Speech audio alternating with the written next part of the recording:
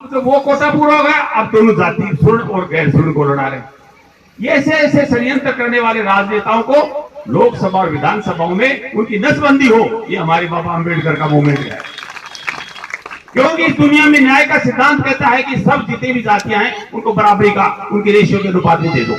मान लो यहां से ट्रेन को दिल्ली जाती है, 100 डब्बे हैं और हमारे SC/ST के आदमी 34 हैं, उसके 28 आदमियों को आप बैठने की जगह दे रहे हो। जनसंख्या के अनुपात में आरक्षण दिया गया था, उतना भी नहीं है। तो हमारे अगर 100 सिपाही की पोस्ट आती है तो हमारी जनसंख्या के हिसाब से तो पोस्ट दोगे भाई, हम पे राज करोगे क्या? इस आरक्षण को बदनाम करने की नीयति बराबर रही है। और 100% डिपार्टमेंट में आरक्षण था, अब 18% डिपार्टमेंट में आरक्षण बन गया। ये आपके मोबाइल जो आ गए ना, ये BSNL को खत्म कर दिया, केवल रेलवे बचा हुआ है। आपके बच्चे, आपके आने वाली पीढ़ी आपको माफ नहीं करेगी जिस ढंग से आरक्षण को समाप्त किया जा रहा है, और आप उसके नहीं बोलते हो। मेरा OBC भाइयों से, माइनॉरिटी से भी देख रहे हैं कि हम पूंजीवाद के खिलाफी लोग हैं, हम मनुवादी के खिलाफी लोग हैं। इस देश में राष्ट्रवाद आए लेकिन राम राज्य के नाम पे नहीं, राष्ट्रवाद आए बाबा अंबेडकर के आइडियोलॉजी के नाम पे राष्ट्रवाद आए। तो इतना ही है कि जो एजेंडा इस देश के अंदर फासिस्ट ताकतें थोपना चाहती हैं, जो धीरे धीरे इस देश के अंदर पूंजीवाद, देखिए संविधान की आत्मा जो है वो सोशलिस्ट कंट्री की आत्मा है। समाजवाद आंदोलन देश में चला 34 वर्षों तक, कम्युनिस्ट मूवमेंट वेस्ट बंगाल में चला, केरला में चला। उस कम्युनिस्ट मूवमेंट के पहले जमीनों के बराबर बंटवारा हुआ और सामाजिक मूवमेंट आया, लेकिन नक्सलवाद के नाम पे उसको बदनाम कर दिया, सोशलिस्ट मूवमेंट खत्म कर दिया। इंटरनेशनल लेवल पे हमारे रशिया से अच्छे संबंध थे, विश्व स्तर पे समाजवादी विचारधारा इस देश की थी, और पूंजीवाद के नाम पे अमेरिका से हाथ मिला के दलितों, मुसलमानों को और OBC को इस ढंग से उठाघात किया जा रहा है, पूरे देश में किया जा रहा है। मैं चाहूंगा कि बाबा के अंबेडकर में ताकत है कि आप हमारे से राष्ट्र स्तर पे, दो हमने जो नीति नियंत्रणाएं बना रखी है उन पे हम मिलके और काम करें। अभी 2 अप्रैल को आज के अंदर बड़ी राजनीतिक पार्टियां अभी जो अंदर थी निकल के बाहर आई। इस देश में देखिए मायावती जी यूपी में थोड़ा बहुत के लिए मायावती जी बोली, कांग्रेस तो वेंटिलेटर पे आ गई थी, बिल्कुल बलवान होगी कि BJP खत्म होने के बाद जाओ। हमारे वोटों पे किस कदर पैनी नजर, और हम इनके झांसे में। जब BSP कमजोर हुई तो शुरू में कांग्रेस ने 30-35 सालों से हमारा वोट लिया और अब उसे राज किया। हाँ, किस लिए? चुनाव चिन्ह चरखा रखा कि चरखे के झांसे में भूलकर ये लोग आएंगे, हमें वोट देंगे, दूसरे चरण में जब बसपा भी विचारधारा जिस जगह से U-टर्न ले गई, बहुजन से सर्वजन के मुद्दे पे आप जानते हो, RSS की आइडियोलॉजी पे, राष्ट्रवाद के नाम पे कांग्रेस BJP उभरी, और BJP का असली चरित्र जो आपके सामने है, मैं ज्यादा क्या बताऊं। अब जहां बसपा कमजोर थी वहां केजरीवाल को लाके झाड़ू पकड़ा दी कि तू झाड़ू लगा, और मूवमेंट लगे जो झाड़ू के दासे में ये सारे वाल भी किया के इनको वोट दे दे, जिसे बसपा और ये समाजवादी के लोग खत्म नहीं। ये सारा का सारा झमेला पॉलिटिशियंस से सोच के तय करते हैं।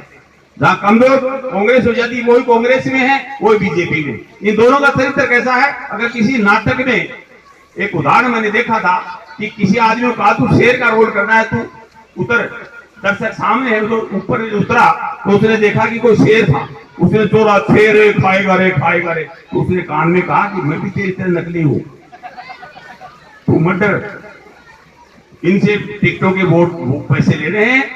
तो ये कांग्रेस ऐसी BJP, इनके असली तथ्य को अगर हम नहीं समझेंगे तो हम ऐसे इनके दासे में रहेंगे। तो अच्छे लोग लोकसभा में जाएं, अच्छे लोग राज्यसभा में जाएं, अच्छे लोग इस देश का नेतृत्व करें, अच्छे लोग आइडियोलॉजी बाबा की आगे बढ़ाएं। इसी हमारे जो आइडियोलॉजिकल मूवमेंट्स का जो उद्देश्य ये होना चाहिए कि हम इस राष्ट्र को, बाबा के अंबेडकर को, सामाजिक न्याय के आंदोलन को हम मजबूत करने के लिए हमारे बच्चों को सुरक्षित भविष्य दें, ये हम छोड़ें। ये हमारा आंदोलन होना चाहिए, वरना इस देश के अंदर इस ढंग से न्याय की मांग जो करता है, मैंने टीवी पे कहा आज तक डिबेट में 2 अप्रैल को होते, मैंने पहली बार प्रेस कॉन्फ्रेंस बुलाई, वसुंधरा जी भले नाराज होगी, मैंने कहा देखिए ये कानून हाथ में हमने नहीं लिया, ये आपके ऐसे लोग से जांच कराइए, हम कह रहे हैं जांच करवाइए। और कुछ सिरफिरे लोग जो हमारी नजर में नीम का थाना, ये जो जिन्होंने जान के आपराधिक तत्वों से साथ लेके हमारे लोगों को बदनाम किया, निश्चित रूप से चार्जशीटेड होंगे और लोग इसे अपना परिणाम भुगतेंगे। हमने सीएम से रेगुलर कहा है कि हमारी कौम पे, ना इंसाफी कौम पे अगर किसी ने मूवमेंट आंदोलन किया, चाहे मोदी जी हो, चाहे कांग्रेस हो, चाहे बीजेपी हो, हम किसी को बख्शने वाले नहीं है। हमारे मूवमेंट में बड़ी ताकत है जो किसी गलतफहमी में नहीं रहे। इसलिए मेरा तो इसलिए कहूंगा कि जैसे इस हालात इस देश के अंदर बढ़ गए हैं, सिविल वार इस देश के जो डेवलप किया जा रहा है कि लोग मर जाए।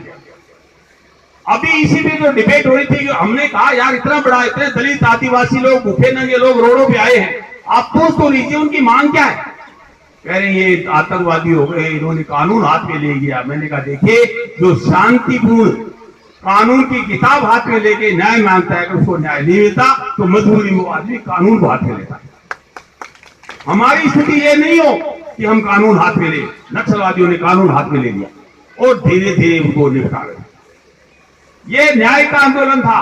धीरे धीरे ये पूंजीवादी लोग हमें दबाने के लिए, वहां धीरू भाई अंबानी की फैक्ट्रियां लगे, उनके कोयला आए, सीमेंट आए, 200 साल बाद उनको वहां खनन करना है, इसलिए उनको वहां से खिसका रहे हैं।